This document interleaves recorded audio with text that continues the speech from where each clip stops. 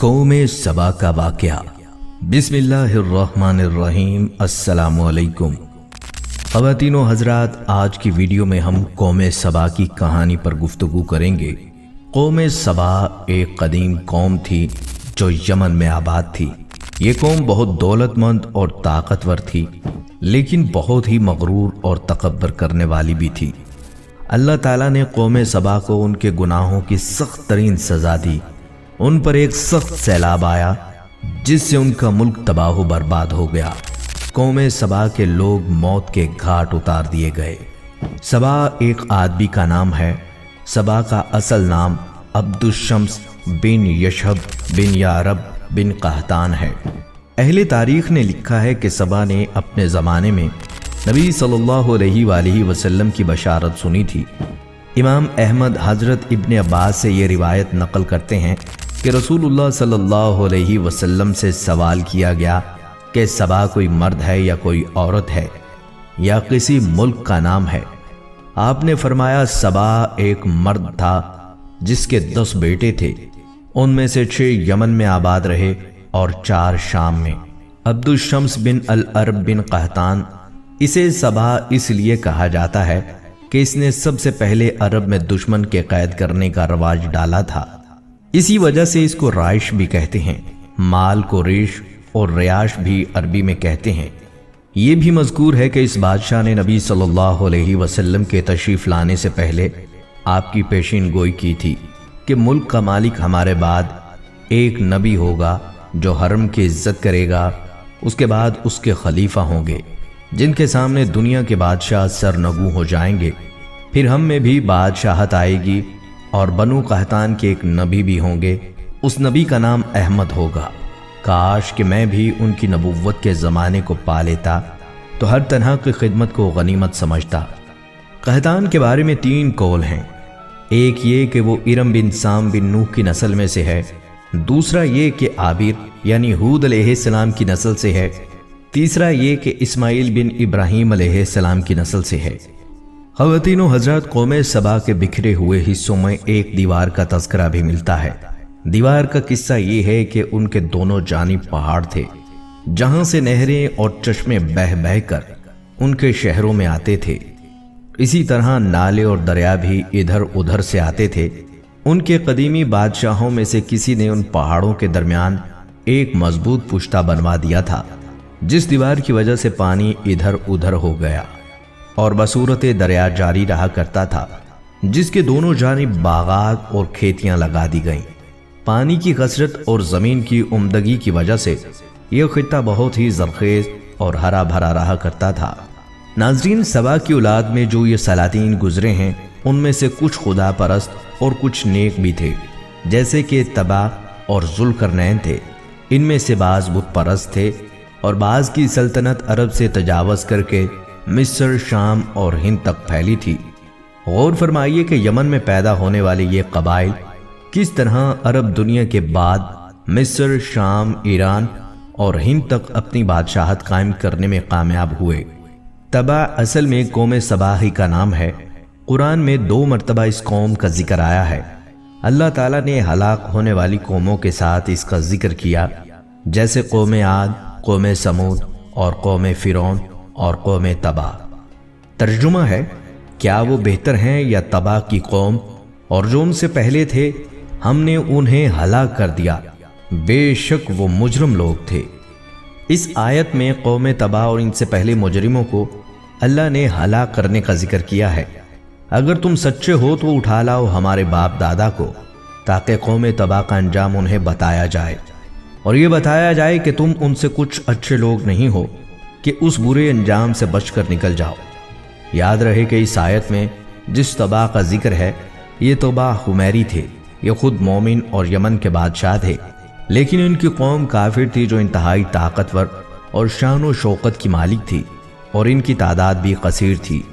एक और जगह इरशाद बारी ताला है, और ये एक जंगल वालों ने और तबा की कौम ने, उनमें से हर एक ने रसूलों को झुटलाया, सो अजाब की वईद बरहक है। हाफिज इब्ने कसीर ने 2 तबा का जिक्र किया है। अव्वल तबा वो था जो पहले काफिर था फिर मुसलमान हो गया, اور علماء یہود کے ہاتھ پر اس نے حضرت موسیٰ علیہ السلام کے دین کو قبول کر لیا، اور یہ حضرت عیسیٰ علیہ السلام کی بعثت سے پہلے کا واقعہ ہے۔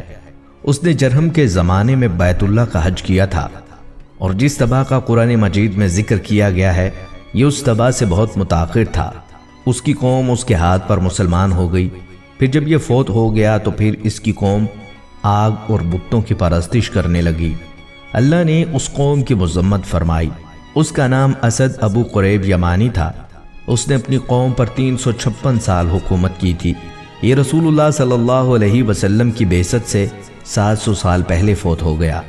اور امام ابن ابی الدین نے ذکر کیا کہ زمانہ اسلام میں صنعا میں ایک قبر کو کھودا گیا تو اس میں سے 2 لڑکیوں کی لاشیں ملیں۔ ان کی لوح پر لکھا تھا کہ یہ تباہ کی بیٹیاں ہیں۔ یہ موت کے وقت لا الہ الا اللہ کی شہادت دیتی تھیں۔ انہوں نے شرک نہیں کیا۔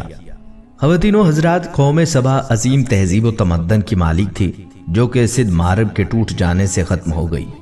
ابن کثیر کے بیان کے مطابق ملک یمن میں اس کے دارالحکومت صنعا سے 3 میل کے فاصلے پر ایک شہر مارب تھا جس میں یہ قوم آباد تھی۔ 2 پہاڑوں کے درمیان وادی میں یہ شہر آباد تھا۔ دونوں پہاڑوں کے درمیان سے اور اوپر سے بارش کا سیلاب آتا تھا۔ یہ شہر ہمیشہ ان سیلابوں کی زد میں رہتا تھا۔ اس شہر کے بادشاہوں نے، جن میں ملکہ بلقیس کا نام خصوصیت کے ساتھ ذکر کیا جاتا ہے، ان دونوں پہاڑوں کے درمیان ایک بند یعنی ڈیم تعمیر کیا تھا جو بہت مضبوط اور مستحکم تھا۔ اس ڈیم پر پانی اثر نہ کرتا۔ اس بند نے پہاڑوں کے درمیان سے آنے والے پانی کو روک کر پانی کا ایک عظیم الشان ذخیرہ بنایا تھا جس میں بارش کا پانی بھی انہی پہاڑوں سے نکل کر جمع ہوتا۔ اس بند کے اندر اوپر اور نیچے پانی نکالنے کے 3 دروازے رکھے گئے تھے تاکہ پانی کا یہ ذخیرہ شہر کے لوگوں اور ان کی زمینوں کے کام آئے۔ پہلے اوپر کا دروازہ کھول کر پانی لیا جاتا، جب اوپر کا پانی ختم ہو جاتا تو نیچے والے حصے سے اور پھر سب سے نیچے والا دروازہ کھول کر پانی سے فائدہ اٹھایا جاتا۔ یہ پانی اتنا زیادہ ہوتا تھا کہ ابھی یہ پورا ختم نہ ہونے پاتا تھا کہ دوسرے سال کی بارشوں کا زمانہ آ جاتا۔ بند کے نیچے ایک بہت بڑا تالاب تعمیر کیا گیا تھا جس میں پانی کے 12 راستے بنا کر 12 نہریں شہر کے مختلف اطراف میں پہنچائی گئی تھیں، اور سب نہروں میں پانی یکساں انداز میں چلتا اور شہر کی ضرورتوں کے کام آتا۔ شہر کے دائیں بائیں جو پہاڑ تھے ان کے کناروں پر باغات لگائے گئے تھے جن میں پانی کی نہریں جاری تھیں۔ یہ باغات ایک دوسرے سے متصل 2 طرفہ پہاڑوں کے کناروں پر تھے۔ یہ باغات تعداد میں بہت تھے اور ان میں ہر طرح کے درخت اور ہر قسم کے پھل اس کثرت سے پیدا ہوتے تھے کہ ائمہ سلف قتادہ وغیرہ کے بیان کے مطابق ان باغوں میں ایک عورت اپنے سر پر خالی ٹوکری لے کر چلتی تو درختوں سے ٹوٹ کر گرنے والے پھلوں سے وہ ٹوکری خود بخود بھر جاتی۔ اللہ تعالیٰ نے اس قوم کا حال قرآن مجید میں اس طرح بیان فرمایا ہے: بے شک قوم سبا کے لیے ان کی آبادی میں نشانی تھی، 2 باغ تھے، ایک دائیں طرف اور دوسرا بائیں طرف۔ اپنے رب کا رزق کھاؤ اور اس کا شکر ادا کرو، پاکیزہ شہر ہے اور بخشنے والا رب غفور ہے۔ یہ باغ اگرچہ تعداد میں زیادہ تھے لیکن قرآن کریم نے ان کو 2 باغوں سے اس لیے تعبیر کیا کہ ایک رخ کے تمام باغوں کو ایک اور دوسرے رخ والے سب باغوں کو 2 کہا گیا ہے۔ اللہ تعالیٰ نے ان کو اپنے انبیاء کرام کے ذریعے سے حکم دیا تھا کہ تم اللہ تعالیٰ کے عطا کردہ رزق وسیع میں سے کھاؤ پیو اور شکر گزاری کرتے ہوئے نیک اعمال کرتے رہو۔ ان کے شہر کے لوگوں کو اللہ تعالیٰ نے بلدہ طیبہ بنایا تھا جس میں گرمی سردی کا بھی اعتدال تھا اور آب و ہوا بھی صحت بخش تھی۔ ان کے پورے شہر میں مکھی، مچھر، پسو، سانپ اور بچھو جیسے موذی کیڑوں اور جانوروں کا نام و نشان نہ تھا، بلکہ باہر سے آنے والے مسافر جب اس شہر میں پہنچتے تو اگر ان کے کپڑوں میں جوئیں یا دوسرے حشرات الارض ہوتے تو وہاں پہنچ کر خود بخود مر جاتے تھے۔ اس قوم میں وقتاً فوقتاً 13 انبیاء کرام تشریف لائے، مگر اس قوم نے نبیوں کے خبردار کرنے کے باوجود اللہ تعالیٰ کے احکام سے سرکشی اور روح گردانی اختیار کی۔ جب قوم سبا کی تعمیرات پر نظر ڈالی جائے تو اس قوم کی شان و شوکت اور فہم و فراست کا اندازہ ہوتا ہے کہ کس طرح سے اس قوم نے اپنی ضروریات کو پورا کرنے کے لیے نہری نظام قائم کیا۔ اس کی معیشت کا زیادہ تر انحصار زراعت اور تجارت پر تھا۔ زراعت اور تجارت کے میدان میں ان لوگوں نے خوب ترقی کی۔ ان لوگوں کا آبپاشی کا نظام نہایت عمدہ تھا۔ ان کے علاقہ کے دونوں طرف پہاڑوں کے دامن میں باغات کا سینکڑوں میلوں میں پھیلا ہوا سلسلہ موجود تھا، اور انسانوں کو یوں معلوم ہوتا تھا کہ جس جگہ وہ کھڑا ہے اس کے دونوں طرف باغات ہیں۔ بارشوں کے لحاظ سے یہ علاقہ اتنا زرخیز نہیں تھا، مگر ان لوگوں کے نظام آبپاشی کی عمدگی کی وجہ سے ملک کے اندر 300 مربع میل کا علاقہ جنت نظیر بن گیا تھا، جس میں انواع و اقسام کے پھلوں کے درخت بھی تھے، جن کی خوشبو سے یہ پوری زمین معطر بن گئی تھی اور کھیتی بھی خوب پیدا ہوتی تھی۔ اندرون ملک بخورات، دارچینی اور کھجور کے نہایت بلند و باند درخت کے جنگل تھے، اور ان سے میٹھی میٹھی خوشبو تمام فضا کو خوشگوار بنا دیتی تھی، اور جب ہوا چلتی تھی تو اس خوشبو سے سب لوگ لطف اندوز ہوتے تھے۔ اسی علاقہ کو اللہ تعالیٰ نے بلدۃ الطیبہ کے الفاظ سے تعبیر فرمایا، یعنی سرسبزی، زرخیزی، فضا کا خوشبو سے ہر وقت معمور رہنا، موسم اور آب و ہوا میں اعتدال، رزق کی فراوانی اور سامان عیش و عشرت کی بہتات، یہ وہ نعمتیں تھیں جو اللہ تعالیٰ کی عطا کردہ تھیں۔ مغرب کے ایک پہاڑی علاقہ میں گنجان درختوں کے درمیان حکمران کے محلات واقع تھے۔ غرض یہ کہ اللہ تعالیٰ نے ان پر اپنی نعمتوں کی بارش کر رکھی تھی۔ ناظرین، ان کی ترقی اور خوشحالی کی دوسری وجہ ان کا تجارتی نظام تھا۔ اس تجارتی شاہراہ کو اللہ تعالیٰ نے امام مبین کے الفاظ سے تعمیر فرمایا ہے۔ اسی تجارتی شاہراہ پر قریش کے تجارتی قافلے مکہ سے شام تک سفر کرتے تھے۔ یہ تجارتی شاہراہ اس لحاظ سے تھی کہ برلب سڑک اور نزدیک نزدیک آبادیاں موجود تھیں جہاں مسافروں کو کھانا اور پانی مل سکتا تھا۔ ایک بستی پر انسان پہنچ جائے تو اگلی بستی نظر آنے لگتی تھی۔ اس شاہراہ کی بڑی خوبی یہ تھی کہ کوئی شخص جس وقت بھی آرام کرنا چاہتا تو وہ کر سکتا تھا، اور آرام کرنے کے لیے اگلی منزل اس کے قریب ہوتی تھی۔ پھر چونکہ اس شاہراہ پر بکثرت آمد و رفت رہتی تھی، اس لیے لوٹ مار کا بھی اتنا خطرہ نہیں ہوتا تھا۔ جب ان لوگوں کی زرعی معیشت تباہ ہو گئی تو یہی چیز ان کی تجارتی ترقی کی تباہی کا باعث بن گئی۔ جب اپنے مال کی پیداوار ہی ختم ہو جائے تو پھر کیسی تجارت؟ اگر بیرون ملک کی چیزیں ہی خریدی جائیں اور بیرون ملک ہی بیچی جائیں تو ان سے آخر کتنا منافع ہو سکتا ہے؟ اور دوسرا نتیجہ یہ ہوا کہ وہ کثیر آبادیاں جو اس شاہراہ کے کنارے پر آباد تھیں وہاں سے اٹھ کر دوسرے مقامات کی طرف چلی گئیں، کیونکہ ان کی معیشت کا انحصار بھی زیادہ تر انہی تجارتی قافلوں کے اشیاء خوردنی کی خرید و فروخت پر تھا۔ اس طرح سبا کی تمام نو آبادیاں تباہ و برباد ہو کر رہ گئیں۔ قرآن مجید میں ارشاد ہوتا ہے، تو انہوں نے منہ پھیرا تو ہم نے ان پر زور کا سیلاب بھیجا، اور ان کے باغوں کے عوض 2 باغ انہیں بدل دیے جو کڑوے پھل والے اور جھاؤ والے اور کچھ تھوڑی سی بیریوں والے تھے۔ یہ آیت قوم سبا پر عذاب کو بیان کرتی ہے۔ قوم سبا کی سرکشی کے سبب اللہ تعالیٰ نے اس قوم کو سزا دینے کے لیے سدھ مارب یعنی ارم کو توڑ کر سیلاب سے تباہ کرنے کا ارادہ کیا، اور پانی کے عظیم الشان بند پر اندھے چوہے مسلط کر دیے جنہوں نے اس کی بنیادوں کو کھوکھلا اور کمزور کر دیا۔ جب بارش اور سیلاب کا پانی آیا تو پانی کے بہاؤ نے اس کی کمزور بنیادوں کو توڑ کر رخنے پیدا کر دیے، اور بالآخر اس بند کے پیچھے جمع شدہ پانی پوری وادی میں پھیل گیا۔ تمام مکانات منہدم اور درخت تباہ ہو گئے۔ پہاڑوں کے درمیان جو باغات تھے ان کا پانی بھی خشک ہو گیا۔ تاریخی واقعات میں کچھ ہوشیار اور دور اندیش لوگوں نے چوہوں کو دیکھتے ہی دوسری جگہ منتقل ہونے کا فیصلہ کیا۔ کچھ سیلاب کے شروع میں چلے گئے، 6 قبیلے ان کے یمن میں پھیلے، 4 قبیلے شام میں۔ مدینہ طیبہ کی آبادی بھی انہی قبائل سے شروع ہوئی اور بہت سے سیلاب کے نظر ہو گئے۔ غرض یہ کہ پورا شہر تباہ ہو گیا۔ ان کو اللہ تعالیٰ نے سفر کی جو سہولیات دے رکھی تھیں انہوں نے ان پر ناشکری کی اور خود یہ دعا مانگی، اے ہمارے پروردگار ہمارے سفروں کو دراز کر دے۔ اس کا یہ نتیجہ ہوا کہ انہیں تباہ و برباد کر دیا گیا اور دنیا میں ان کے قصے ہی رہ گئے، اور ہم نے ان کو بالکل ٹکڑے ٹکڑے کر دیا۔ ایک اور روایت میں آتا ہے کہ یہ قوم ایک عظیم تہذیب و تمدن کی مالک تھی۔ حضرت داؤد علیہ السلام اور حضرت سلیمان علیہ السلام کی باعظمت حکومتوں کے بعد ان کی حکومت زبان زد خاصوان تھی۔ کہا جاتا ہے کہ یہ لوگ گندم کے مغز سے آٹا پیس کر روٹیاں پکایا کرتے تھے، لیکن اس کے برعکس وہ اس قدر اسراف کرنے والے اور ناشکرے تھے کہ انہی روٹیوں کے ساتھ بچوں کا پخانہ صاف کرتے تھے۔ بعد ازاں ان آلودہ روٹیوں کو اکٹھا کر کے ایک پہاڑ بنا دیا۔ پھر ایک صالح شخص نے وہاں سے گزرتے ہوئے ایک عورت کو دیکھا جو روٹی کے ساتھ بچے کے پخانہ کے مقام کو صاف کر رہی تھی۔ اس شخص نے عورت سے کہا، تیرے اوپر افسوس، خدا سے ڈر کہیں ایسا نہ ہو کہ تیرے اوپر اپنا غضب ڈھائے اور تجھ سے اپنی نعمت چھین لے۔ اس عورت نے جواب میں مذاق اڑایا اور مغرورانہ انداز میں کہا، جاؤ جاؤ، گویا کہ مجھے بھوک سے ڈرا رہے ہو۔ جب تک سرسار جاری ہے مجھے بھوک سے کسی قسم کا کوئی خوف نہیں۔ کوئی زیادہ عرصہ نہیں گزرا تھا کہ اللہ تعالیٰ نے ان لوگوں پر اپنا غضب ڈھایا۔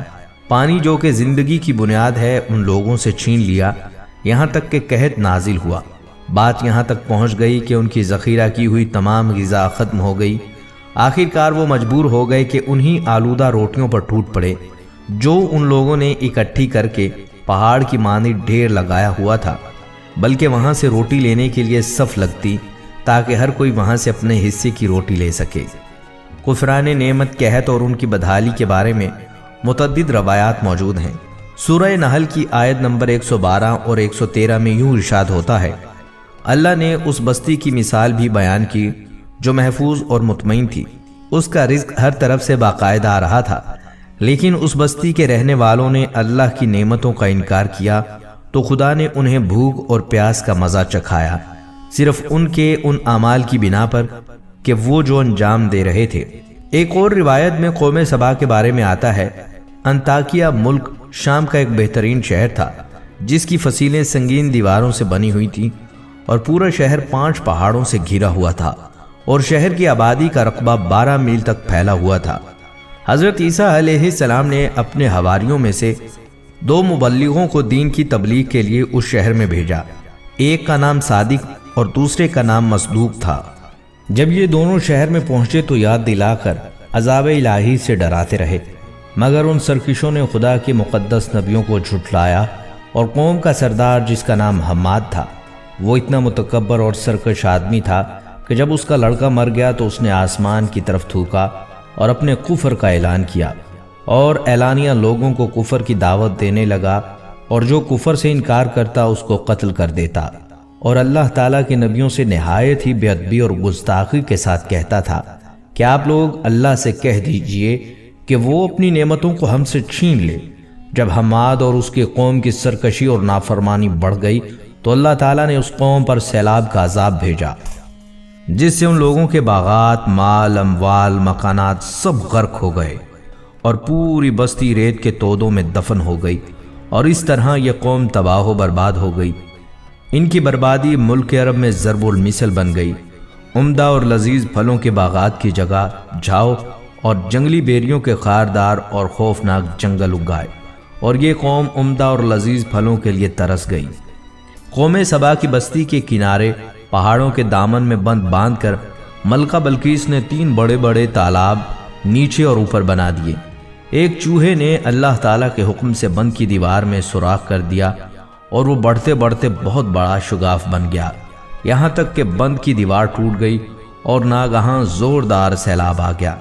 بستی والے اس سوراخ اور شگاف سے غافل تھے اور اپنے گھروں میں چین کی بانسری بجا رہے تھے کہ اچانک سیلاب کی دھاروں نے اس بستی کو غارت کر ڈالا اور ہر طرف بربادی اور ویرانی کا دور دورہ ہو گیا۔ اس طرح قوم سبا کی داستان بعد میں آنے والوں کے لیے عبرت کا نشان بن گئی۔ سبا کے محلوں میں رہنے والے شہزادے بے سر و سامانی کی حالت میں ریگستانوں میں حیراں اور سرگرداں پھر رہے تھے۔ صدیوں تک اس المیہ کو شعراء اپنی نظموں کا موضوع بناتے رہے۔ قرآن کریم میں ارشاد باری تعالیٰ ہے، آخر کار ہم نے انہیں افسانہ بنا کر رکھ دیا اور انہیں بالکل تتر بتر کر ڈالا۔ ایک اور اہم بات یہ ہے کہ اللہ نے فرد کی جزا اور سزا آخرت تک مؤخر کر دی ہے، لیکن قوموں کی جزا اور سزا اسی دنیا میں ہو جاتی ہے۔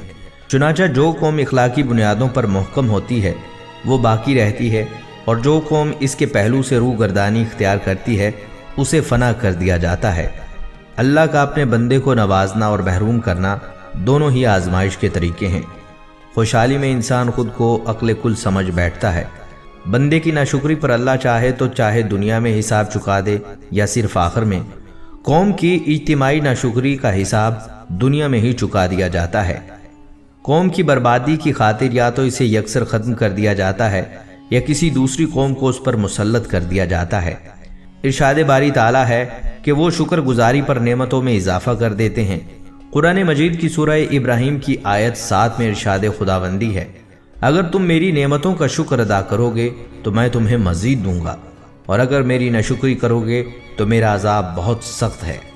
دوستو، قرآن مجید میں ایسی کئی قوموں کے احوال کا ذکر ملتا ہے جن پر اللہ تعالیٰ نے خصوصی کرم فرمایا تھا، جیسے کسی قوم کو لمبی قد و قامت، کسی کو طویل عمر، کسی کو بے پناہ طاقت، کسی کو من و سلوہ، کسی کو بے پناہ پانی اور باغات فرمائے۔ لیکن ان تمام قوموں نے سرکشی کی اور اللہ کے احکامات کو جھٹلایا اور ساتھ ساتھ نبیوں کا مذاق اڑایا اور ان کے ساتھ بدسلوکی کی اور اپنے لیے عذاب مانگا، تو پھر اللہ نے ان کی پکڑ کی اور انہیں دردناک اور عبرتناک عذاب کا مزہ چکھایا۔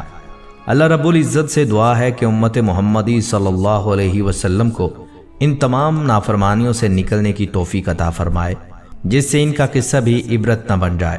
اللہ تعالی ہمارے والدین پر، ہم پر اور آنے والی سب نسلوں پر کرم